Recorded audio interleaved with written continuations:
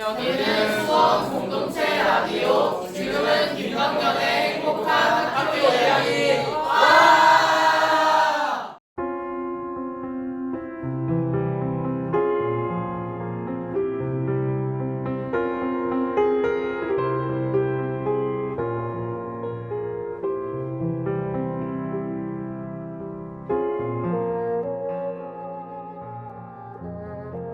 96.3MHz 수원 공동체 라디오에서 보내드립니다. 편안한 교육방송 김덕년의 행복한 학교 이야기. 안녕하세요. 저는 행복지기 김덕년입니다.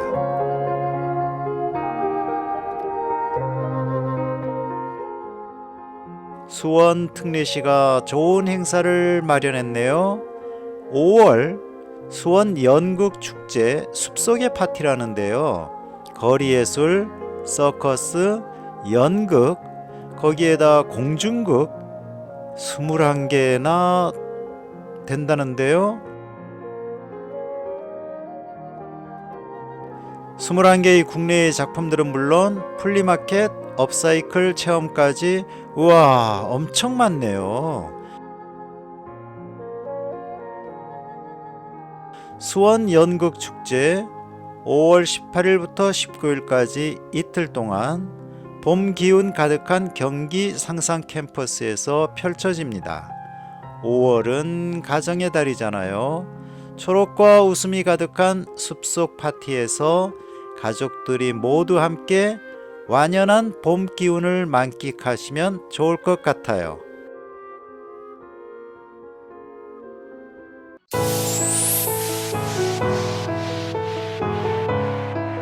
학교 이야기가 궁금하신가요?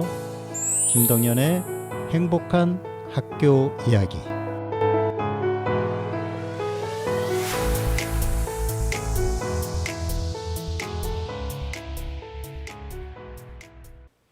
글쎄요, 이 곡 제목은 뭐라고 해야 하나요?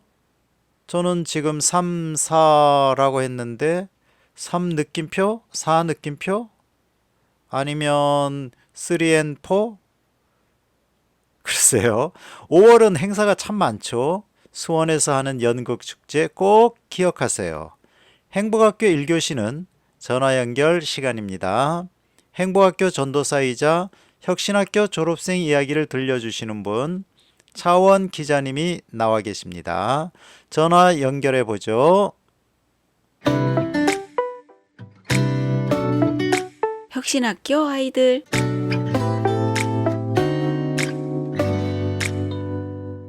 네, 차원 기자님 안녕하세요. 네, 안녕하세요. 교육언론창 기자 차원입니다. 반갑습니다. 네, 오늘은 7번째, 시리즈의 7번째 천안 신당고등학교 이주영 졸업생을 만나볼 차례인데요. 이주영 졸업생은 전에 제가 말씀드린 대로 제가 만나본 7명의 졸업생 가운데 가장 인상 깊은 경력을 가지고 있는 친구였고요. 어떤 활동과 경험들을 했는지 지금부터 자세히 소개를 해드리겠습니다. 네, 이번 기사 제목은 낮은 곳에서 소외된 이들과 한 걸음씩 세상 바꿔갈래요고요. 역시 교육언론창 홈페이지 공동기획 코너에서 보실 수 있고 또 많은 관심과 공감, 공유 부탁드리도록 하겠습니다. 이주영 천안신당고 졸업생은 2월 17일 팔레스타인 연대 집회에서 만났는데요. 요즘 이스라엘이 팔레스타인에 지금 학살에 가까운 공격을 퍼붓고 있잖아요. 과거에 당했던 걸 그대로 팔레스타인에 하고 있는 상황인데 지금 우리 한국에서도 여기에 반대하는 그러니까 이스라엘을 비판하면서 팔레스타인을 연대하는 집회가 매주 토요일 날마다 열리고 있거든요. 그래서 이주영 졸업생이 이 집회 영상과 사진을 찍는다고 해서 저희가 이날 거기서 만났는데요. 이주영 졸업생은 현재 세상을 바꾸는 사람들을 위한 스튜디오 R 이라는 곳에서 편집자로 일하고 있었습니다. 영상 촬영과 편집 모두 도맡아서 하고 있고요. 스튜디오 R의 이 R이 레볼루션, 즉 혁명의 약자라고 하네요. 또 이렇게 투쟁 현장을 사진과 영상으로 기록하고 알리는 일을 하는 곳인데 유튜브에 스튜디오 R이라고 그냥 한글로 검색을 해보셔도 나오니까 한번 찾아보셔도 재밌을 것 같다는 생각도 들고요. 그래서 이주영 졸업생이 본격적으로 투쟁의 세계에 뛰어든 게 언제인가 봤더니 2020년 LG 트윈타워 청소 노동자 투쟁이 있었잖아요. 그 LG 트윈타워의 청소 노동자들이 집단 해고 통보를 받으면서 시작된 거기에 이제 이주영 졸업생을 비롯한 청년들이 LG 트윈타워 투쟁에 연대하는 청년 학생 모임이라는 걸 만들어서 연대를 했었는데요. 이 모임을 이후에 청년 학생 노동운동 네트워크로 또 발전을 시켜서 많은 투쟁 현장에 또 결합을 했다고 합니다. 그러면 여기에는 또 어떻게 오게 된 건지 궁금하잖아요. 그래서 봤더니 이주영 졸업생이 지금 현재 성공회대학교 학생인데요. 성공회대가 또 이쪽에서는 성골 아닙니까? 그런 것답게 노학연대, 노동자 학생연대의 줄임말인데, 이 노학연대가 굉장히 유명합니다. 성공회대예요. 이름이 가시라고 하는데요. 이 성공회대 노학연대 가시에 이주영 졸업생이 20학번 새내기이던 시절 바로 가입을 했다고 합니다. 그래서 가시에서 이렇게 결합이 돼서 트윈타워 현장에도 가게 된 것이고요. 이후에도 정말 많은 투쟁 현장에서 일당백 활동가로 활약을 하게 되는데요. 들으시면 다들 아실 법한 노조법 위반조나 대우조선 희망버스, 뭐 대학생 현장 실수 이런 문제들에 대해서 이주영 졸업생이 활동하지 않은 곳이 없었고요. 실태 조사도 하고 웹자보도 만들고 영상도 찍고 엄청 많은 일들을 다 했더라고요. 권리찾기 유니온이라는 노동조합에서 또 1년 동안 상근으로 근무한 경력도 있고, 이때 만든 이주영 졸업생이 직접 만든 영상들을 권리찾기 유니온 유튜브에서 또 보실 수 있으니 이것도 찾아보셔도 좋을 것 같습니다. 그러면 이주영 졸업생이 왜 세상에 이런 어떻게 이런 관심을 가지게 됐나 또 시간을 더 뒤로 돌려봤더니요. 역시 혁신학교 시절에 만났던 선생님들이 있었습니다. 특히 정교조에서 활동하시는 선생님들과 뭐 제국주의나 뭐 난민 문제 이런 것들에 대해서 이야기를 많이 나누고 또 독서 모임이나 이런 것도 하면서 노동, 평화, 인권 등에 대한 감수성을 계속 기를 수 있는 그런 기회가 있었다고 해요. 그러던 중에 2018년 태안 화력발전소에서 노동자 김은균이 기계에 끼어 사망하는 일이 있었잖아요. 그래서 그거를 겪고 아, 나는 노동운동을 해야겠다라는 결심이 딱 섰다고 합니다. 그러니까 혁신학교가 키운 활동가라고 볼 수 있는 거죠. 이주영 졸업생도 이 혁신학교의 이런 사회에 대한 감수성을 길러주는 교육으로 그때 진짜 내가 나를 찾은 것 같다. 이렇게 그때 고등학교 시절을 생각을 하기도 했고요. 이주영 졸업생은 지금 이제 독일로 교환학생을 가서 더 공부를 해보고 싶은 마음도 있고, 역사 사회학에 관심이 많아서, 이쪽으로 연구하는 연구원이 되고 싶은 생각도 있고, 또 영상활동가로 앞으로 투쟁을 계속 이어나갈, 그런 계획을 가지고 있고요. 그렇게 낮은 곳에서, 소외된 이들과 함께 한 걸음씩 세상을 바꿔나가고 싶은 꿈을, 꾸고 있습니다. 그래서 혹시 앞으로 현장에서, 저도 이주영 졸업생을 만날 일이 몇 번, 더 있을 것 같기도 하고 여러분도 만나게 되시면 기사 잘 읽었다고 응원 한마디씩 해주면 감사드리겠습니다. 네, 감사합니다. 네, 이주영 학생 이야기를 들어보니까 정말 많은 활동을 하네요. 네, 맞습니다. 네. 신입생으로 들어가자마자 바로 그 대학에 음. 그 뭐라 그러나요? 가시 노학연대, 활동, 네, 네, 가시, 가시 네, 활동. 네. 이게 쉽지 않잖아요. 그렇죠. 네. 신입생이 바로 이런 어떤 활동을 할 수 있다. 그 사전에 무슨 정보가 있었나? 네. 아니면, 그리고 또 이때가 딱 코로나 기간이잖아요. 네네네. 20학번부터 이제 학교에 못 나갔던 그런 그렇죠, 세대인데, 그렇죠. 그 에브리타임이라고 네네. 커뮤니티가 있어요. 학생들끼리 들어가서 음, 사용하는 게 있는데, 거기에 이제 이 가시 홍보가 올라와서, 그거를 보고, 아, 여기는 내가 활동할 곳이다, 라는 그 감이 바로 와서, 그때, 예, 나도 들어가고 싶다. 또 연락을 음, 해서 바로 들어가게 됐다고 음. 합니다. 이정 졸업생 같은 경우는 이게 내 삶이고 이게 내 인생이고 이게 내가 살고 싶은 그런 활동이다라는 생각을 가지고 있기 때문에 이렇게 음, 활동을 쭉 할 수 있었던 것 같습니다. 저희 둘 다 또 일과 학업을 같이 하고 있다는 공통점이 있어서 예, 그날 그렇죠, 굉장히 그렇죠. 즐겁게 이야기했습니다. 우리 차원 기자님도 대학에 재학 중이시면서 또 이렇게 네, 열심히 또 기사도 쓰시고 네, 그러던데, 맞습니다. 네, 또 2018년 태안화력발전소 노동자 김영균 씨 사망 사건, 네. 그것이 또 이 친구의 진로를 또 결심하게 되는 그러한 계기가 됐다 그러는데 2018년이 그때가 고등학교 재학 중이었던 거죠? 그러니까. 네네, 맞습니다. 네. 제가 이때 참. 고3이었으니까요. 이주영 졸업생은 이때 고2였을 겁니다.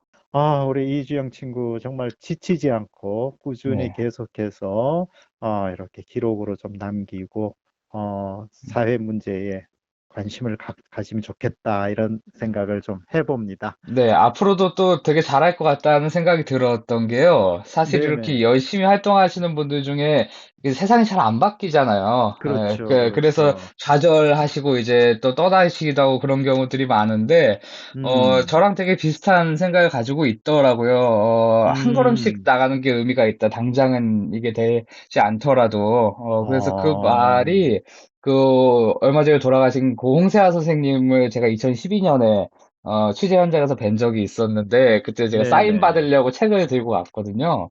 근데 거기 음, 책에 이제 잡초를 없앨 수는 없지만 뽑을 수는 있다, 라는 사인을 음, 적어주셨는데, 그 의미랑도 되게 통하는 게 있는 것 같아서, 예, 음. 되게, 좋은 경험이었습니다. 예, 아유, 예, 좋습니다. 우리 이주영 졸업생은 물론이고 차원 기자님도 정말 한 걸음 한 걸음 내 네, 앞에 있는 것부터 이렇게 바꿔 나가면 결국은 사회는 바뀌어 나가리라 그런 생각을 합니다. 네, 응원하고요. 네, 자, 또 기대의 시간이 또 왔습니다. 자, 네. 오늘은 어떤 곡을 소개를 해 주실까요?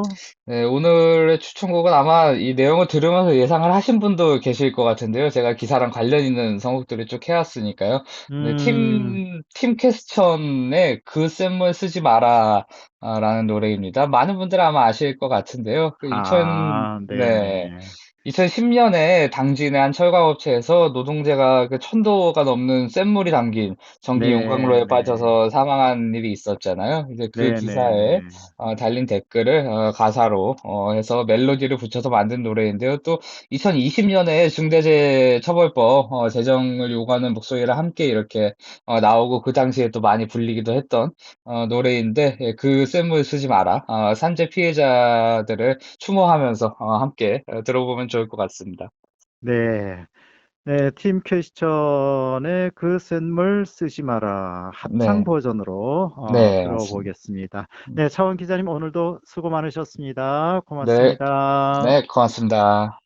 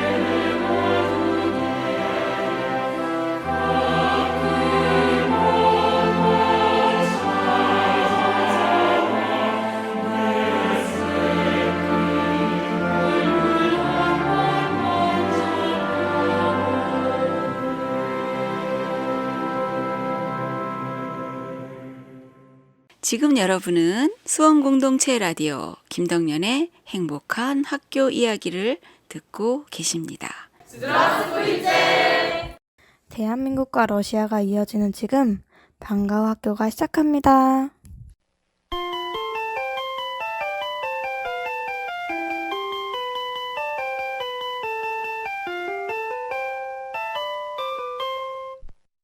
방과후 학교 오늘은 서하은, 신다감, 한지연 세 친구가 대본을 쓰고 녹음을 했네요.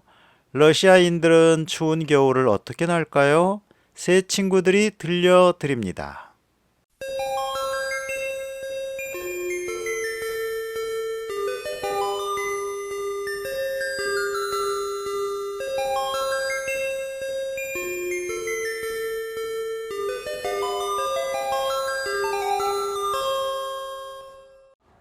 안녕하세요. 러시아를 말하다 저희는 방과후 학교입니다. 저희가 오늘 소개해드릴 주제는 러시아인들이 추운 겨울을 나는 방법입니다. 먼저 러시아인들이 추운 겨울을 어떻게 나는지를 알아보기 전에 러시아의 겨울에 대해서 짧게 소개해드리고 넘어가도록 하겠습니다. 제냐, 러시아 겨울하면 무엇이 떠오르나요? 시베리아의 하얀 눈과 차가운 바람이 생각나는 것 같아요. 맞아요. 러시아의 겨울은 다른 나라의 일반적인 겨울과 다르게 특별히 추운데요. 특히 그중에서도 북부의 시베리아는 한여름에도 영상 20도를 넘지 않는 기온에 9월 초면 첫눈이 내리는 지역도 존재합니다. 러시아인들은 영하 40도 이하는 추위가 아니다라고 말할 정도로 추위에 대한 일종의 자부심마저 있죠. 이런 러시아의 혹독한 겨울을 러시아인들은 어떤 방식으로 이겨낼까요? 러시아인들은 정말 이색적인 방법으로 추운 겨울을 이겨내는데요. 제가 느낀 것 중 가장 이색적인 방법은 얼음물에 들어가는 것 같아요. 러시아인들은 겨울 수영을 즐기는 걸로 유명한데요. 밖에서 산책이나 운동, 찜질을 한 뒤에 눈 밭에서 뒹굴거나 호수나 강에 얼음을 깨고 수영을 하면서 겨울을 이겨낸다고 해요. 안나, 겨울 수영을 생각하면 어떤 게 생각나나요? 근데 물이 너무 차가워서 들어가는 게 어려울 것 같고 감기에 걸릴 것 같아요. 대부분의 사람들은 겨울 수영을 하면 감기에 걸리거나 추위를 못 이겨낸다고 하지만 사실 겨울 수영은 만성 피로와 우울증에서 벗어나 기분 전환을 할 수 있는 수단이라고도 합니다.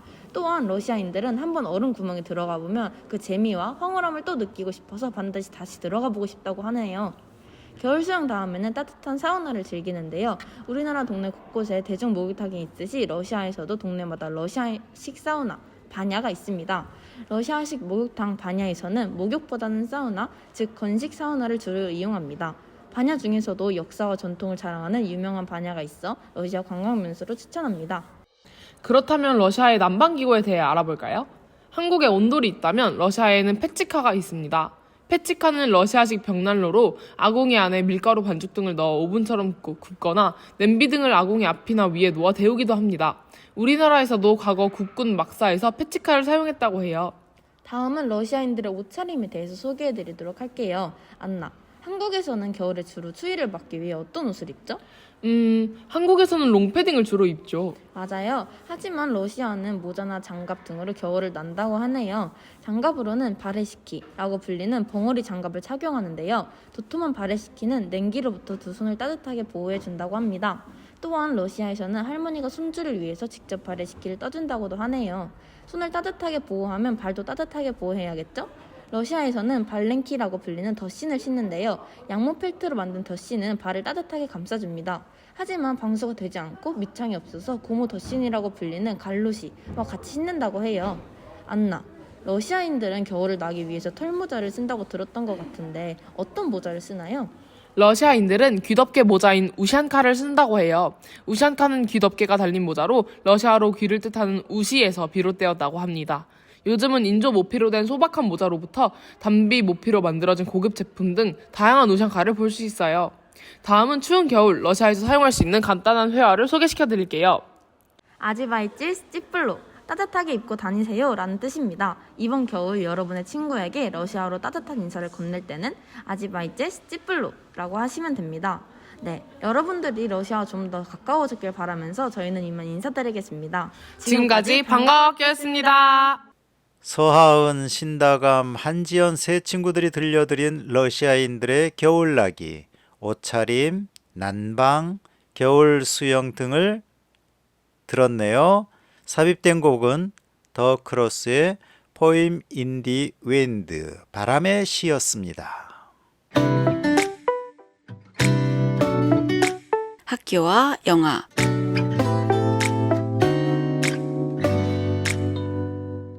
어린이날이 지나긴 했지만 온 가족이 함께 보면 좋을 영화로 학교와 영화에서 골랐습니다. 우리 부모님들은 16살 딸 아이가 혼자 보트를 타고 세계 일주를 하겠다고 하면 어떤 반응을 보일까요? 아유, 저도 못해요. 그런데 여기 이런 말도 안 되는 일을 이루어낸 아이와 가족이 있습니다. 오늘 학교와 영화에서 보여드릴 영화는 트루 스피릿입니다. 2023년 영화로 사라 스필레인 감독 작품입니다. 주인공인 제시카 왓슨은 실존 인물입니다. 어릴 적부터 난독증이 있어 글을 읽는데 어려움을 겪고 있지만 특유의 모험심과 도전 정신으로 유년 시절부터 항해사의 꿈을 가지고 있죠. 제시카의 인생 목표는 자신의 요트로 세계 일주를 하는 것. 제시카는 부모님의 허락을 받고 악명 높은 선원인 벤 브리언트를 찾아가 제자로서 항해술을 전수받습니다. 16세가 된 제시카는 핑크라는 애칭의 자신의 요트를 타고 세계 일주에 도전합니다. 제시카의 요트는 남아프리카의 혼곳을 통과하여 남대서양의 무풍지대에 안착합니다. 무풍지대에서 며칠이 지나도 미동이 없자 제시카는 좌절하죠. 코치인 벤과 충돌하고 극심한 외로움에 울먹입니다. 제시카의 어머니는 제시카가 어릴 적 불러주었던 노래를 상기시키며 위로를 하게 되죠. OST 보내드립니다. 이 장면의 배경으로 나온 스타맨, 데이빗 보이 곡이고요. 2012년 리마스터했습니다. 제가 이 영화를 꼭 말씀드리고 싶었던 건 바로 제시카의 이 말 때문입니다. 저는 제가 영웅이라고 생각하지 않습니다. 그저 자신의 꿈을 믿은 평범한 소녀일 뿐입니다. 특별한 사람이어야만 꿈을 이룰 수 있는 건 아니에요. 단지 꿈을 찾아서 믿고 열심히 노력하면 됩니다. 마지막 OST는 도탄의 홈.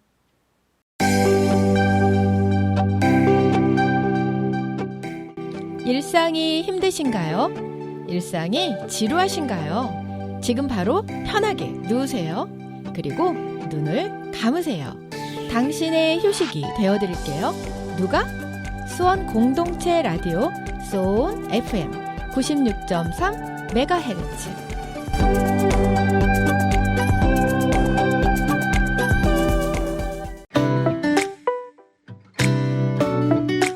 교육 도서관.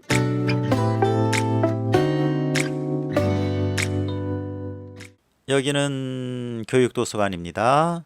교육 관련 도서를 읽어보며 우리 교육도 함께 생각해보는 시간이죠. 오늘은 소설책을 읽어볼 건데요. 하이타니 겐지로 장편소설 나는 선생님이 좋아요. 책 표지에 이렇게 적혀 있네요. 신문 광고 없이 이 책을 읽은 독자가 감동하여 또 다른 독자에게 소개해 100만 부를 발행하게 만든 희한한 베스트셀러. 내용은 이렇습니다. 소외된 문제아와 그의 담임인 한 여교사 사이에서 일어나는 사건과 갈등, 사랑. 하이타니 겐지로는 고베시 출신으로 초등학교 교사로 근무하며 시와 소설을 썼습니다. 이 작품은 1974년에 출판된 지은이의 첫 장편 소설입니다. 이 작품에는 데스조라는 문제아와 고다니 선생, 그리고 아다치 선생 이야기를 엮어가면서 학생과 교사의 관계는 서로가 서로에게 가르치며 배우는 것임을 말하고 있죠. 프롤로그를 읽어볼까요? 데스조 이야기는 파리 이야기에서 시작된다. 데스조의 담임은 고다니 후미 선생님이었는데 결혼한 지 고작 열흘밖에 되지 않았다. 대학을 나온 지도 얼마 안 되고 해서 데스조의 그런 행동은 고다니 선생을 기겁하게 했다. 고다니 선생은 교무실로 뛰어들어와 심하게 구역질을 했다. 그리고는 울음을 터뜨렸다. 무슨 일이 일어난 걸까요? 파리 이야기. 대학을 나온 지도 얼마 안 된 여 선생님. 자세하게 말씀드리면 안 되겠죠? 꼭 읽어보세요. 지금까지 하이타니 겐지로 지음 나는 선생님이 좋아요 였습니다.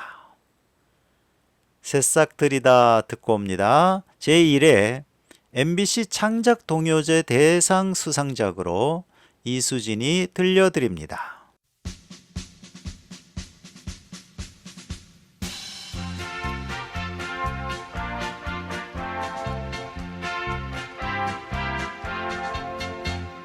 마음을 열어 하늘을 보라 넓고 높고 푸른 하늘 가슴을 펴고 소리쳐보자 우리들은 새싹들이다 푸른 꿈이 자란다 곱고 고운 꿈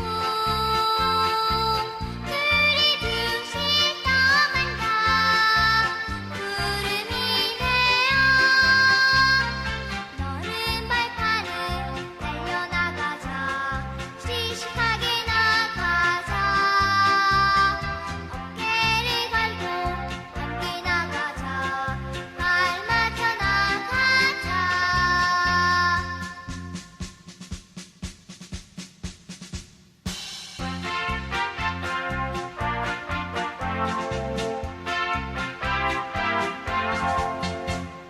마음을 열어 하늘을 보라 넓고 높고 푸른 하늘 가슴을 펴고 소리쳐보자 우리들은 새싹들이다 햇님 되사 달님 되자 별님이 되사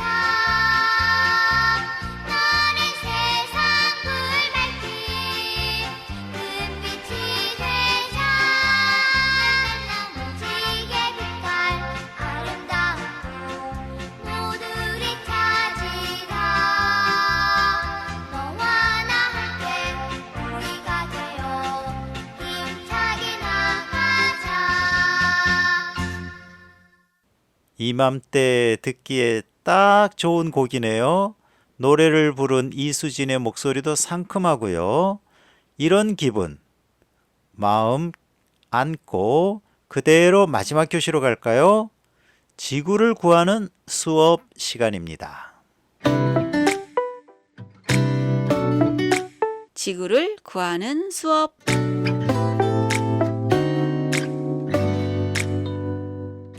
스마트폰만 열면 내가 필요로 하는 거의 모든 것을 구할 수 있는 세상입니다. 아, 나의 손가락 클릭은 한 번이었는데 우리가 먹고 마시고 입고 움직이는 모든 것이 지구에는 어떤 발자국으로 남을까요?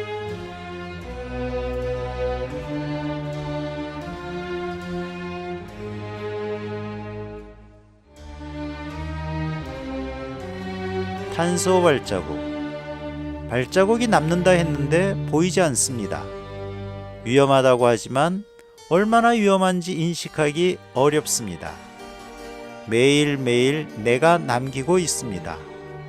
한 번 만들어진 발자국은 사라지지 않습니다.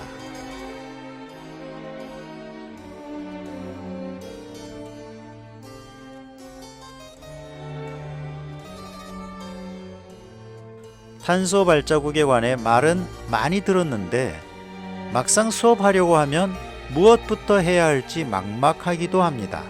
이럴 때 손쉽게 시작할 수 있는 활동이 질문 만들기죠. 학생들이 스스로 탄소 발자국에 대해 질문해 봄으로써 생각하고 인식하는 데 도움이 됩니다.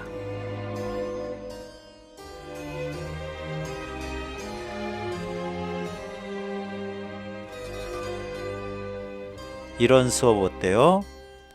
학생들이 만들어 볼 수 있는 질문 사례입니다.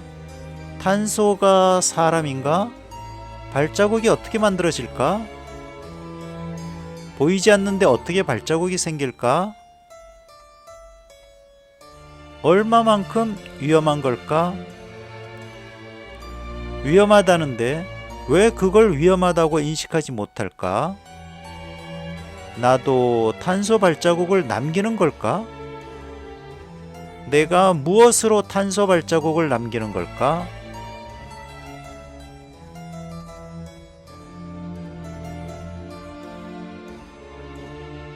지금 여러분은 수원공동체 라디오 김덕년의 행복한 학교 이야기를 듣고 계십니다.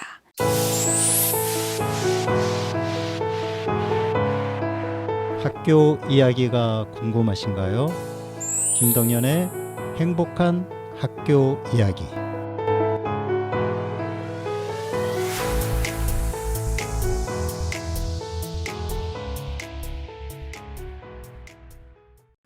행복학교 신입생을 모집합니다. 행복학교는 거대한 교육 정책을 말하지는 않습니다. 우리 학교에서 일어나는 사소한 이야기를 알콩달콩 풀어가면서 우리 아이들이 행복한 학교로 만들어가는 꿈을 꿉니다. 수원 공동체 라디오 96.3MHz에서 들으실 수 있지만 한번 듣고 말기에는 너무나 아쉬운 방송. 행복학교를 다시 들으시려면 팟빵에 가입하시고 김덕년의 행복한 학교 이야기를 구독 꾹 눌러주시면 됩니다. 지인들에게도 꼭 알려주시고요. 그리고 좋아요 누르는 것도 잊지 마시고요. 콜드브루가 부르는 어니스티 들으며 종료하겠습니다. 행복학교 청취자 여러분 고맙습니다. 여기는 수원 공동체 라디오. 저는 행복지기 김덕년입니다. 또 오실 거죠?